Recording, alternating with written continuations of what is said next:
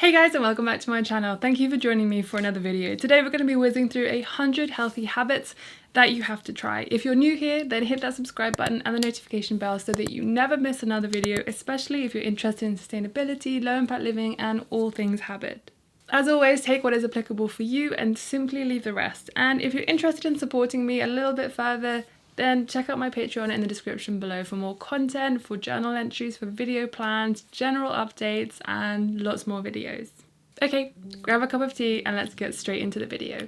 Yes, drink water. I'm obviously going to say this, do it, don't just ignore it because everyone says it. Get regular sexual health checkups. In the UK, if you're under the age of 25, we have loads of clinics you can pop into for free and without an appointment to get the pill, condoms, advice, or an STD checkup.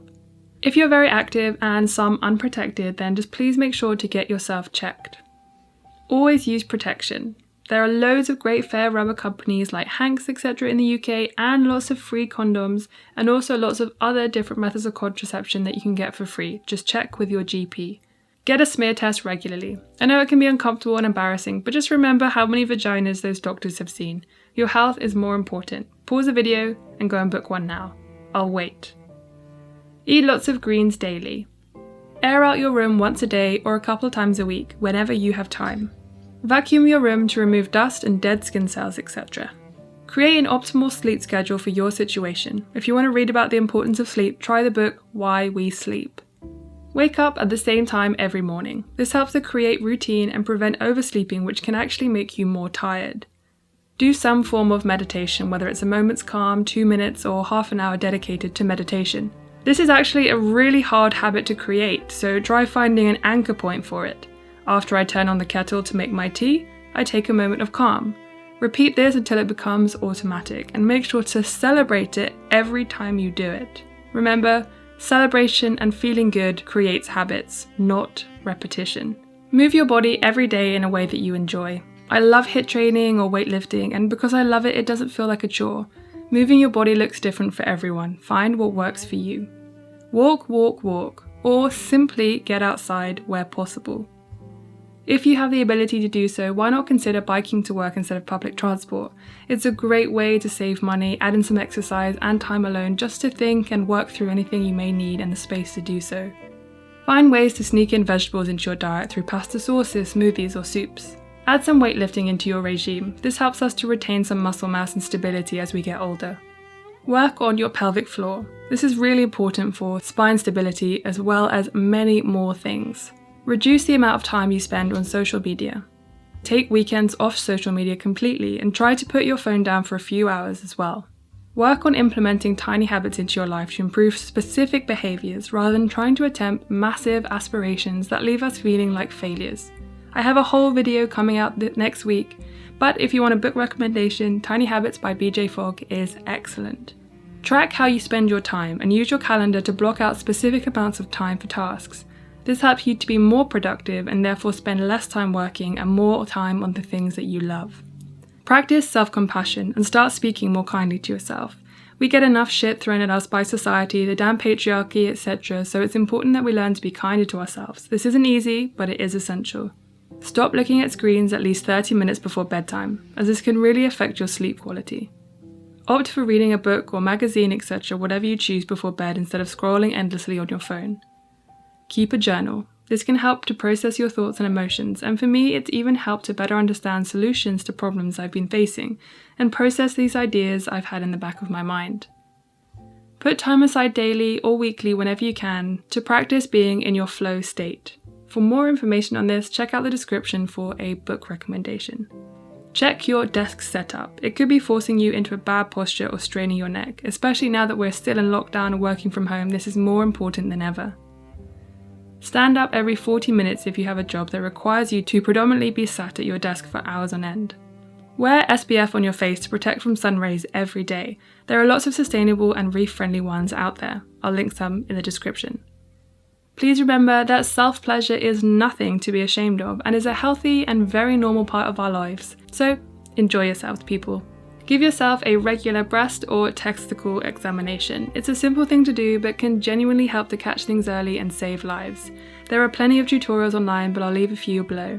Read Period Power by Maisie Hill. It's a great in-depth book about what is normal, if something changes in your period and what to do, and gives you the insight that so often isn't talked about when it comes to periods. On that note, if your period becomes heavier or irregular, or there is something significantly changed, then please see your GP or seek medical advice, as this could be an indication that something needs to be addressed. Please respect people's pronouns. By ignoring someone's pronouns, you are completely invalidating their identity, and this can have painful implications on that person's mental health. It's an easy thing to do, so please respect people's pronouns. If you have many moles like I do, then please make sure to check them regularly. If they change colour or change in size, they may need to be looked at.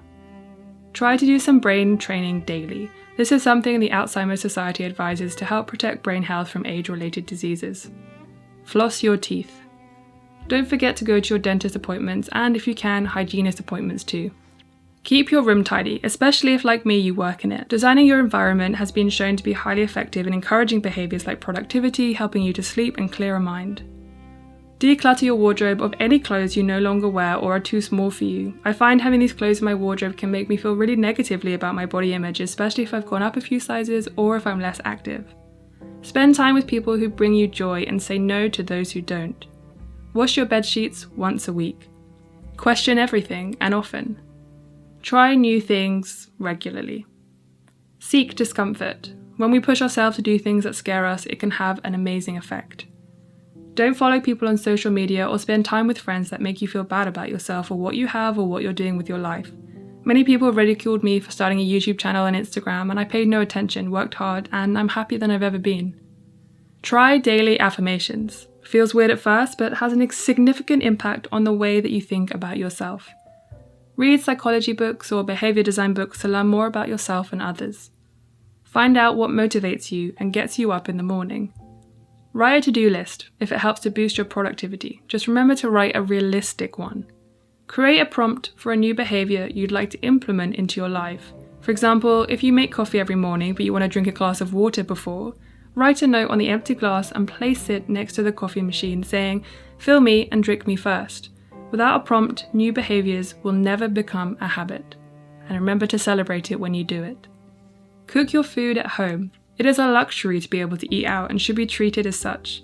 Cooking from scratch allows you to understand exactly what's going into your food and ensures you're in control of what you're eating.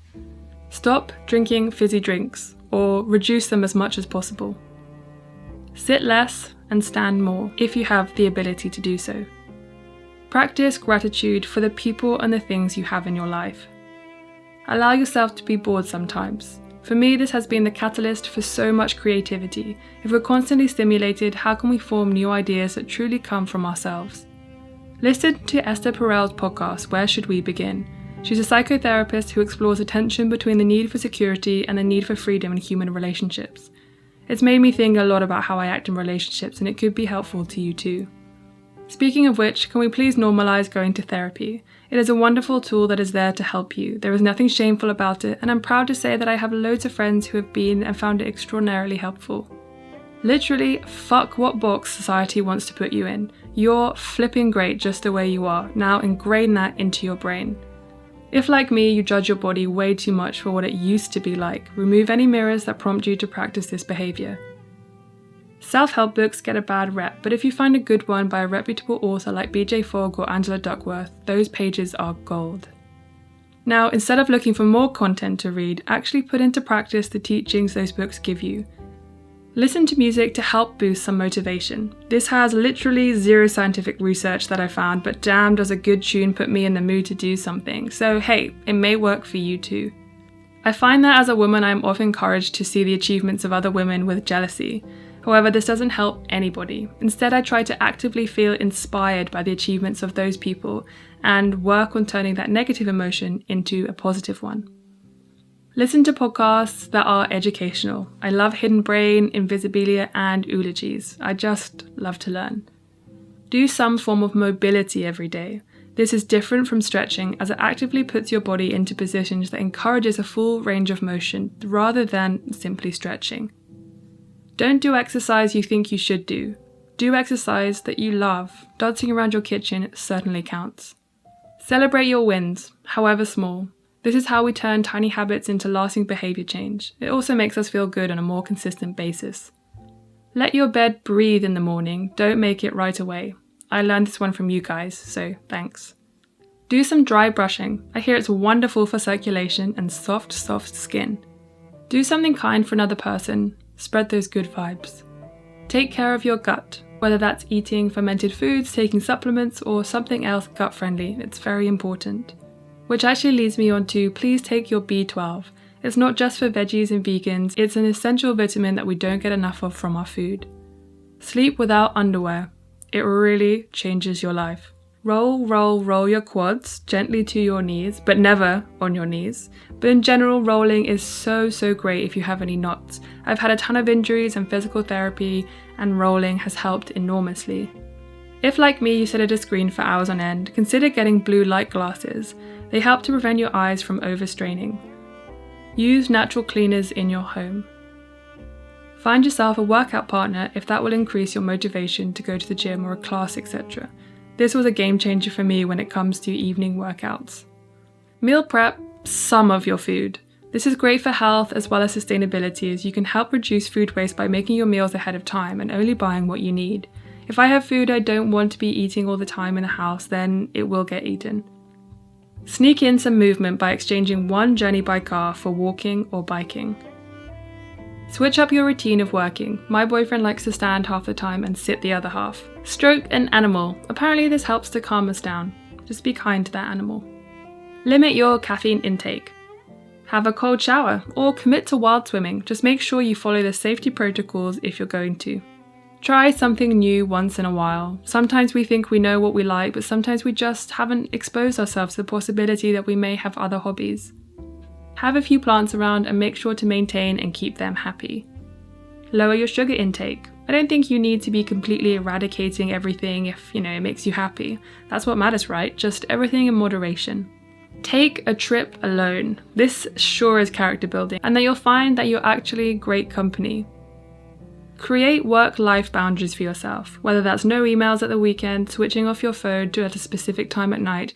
Whatever it is, it's so important to create boundaries between work and home life, especially as lockdown has forced many people to work from home. Create boundaries with friends or family members that are constantly putting you in positions or asking you to do things you don't want to. There will be a book recommendation in the description. Do 5 minutes of Pilates as often as you can. Pilates seems to be recommended by every physiotherapist I've ever seen. It's great for engaging all of those small muscles. Question the authority of the author of everything you read, whether it's research papers, books, blog posts, or magazines. It's always important to know if the research on something is being funded by a body that wants a positive result, or colonialist history is written by white authors, which will of course be extremely biased. Our Black, Indigenous, and friends of colour shouldn't have to be the ones to constantly call out racism. All forms of racism have a detrimental effect on physical and mental well-being. Let's do our part and call it out.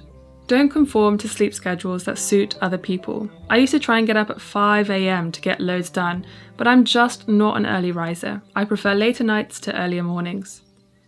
Save a little bit of money if possible each month for an emergency fund. This can really help you in a fix if you have a medical bill, a burst tire, or some other inconvenient issue that will inevitably arise.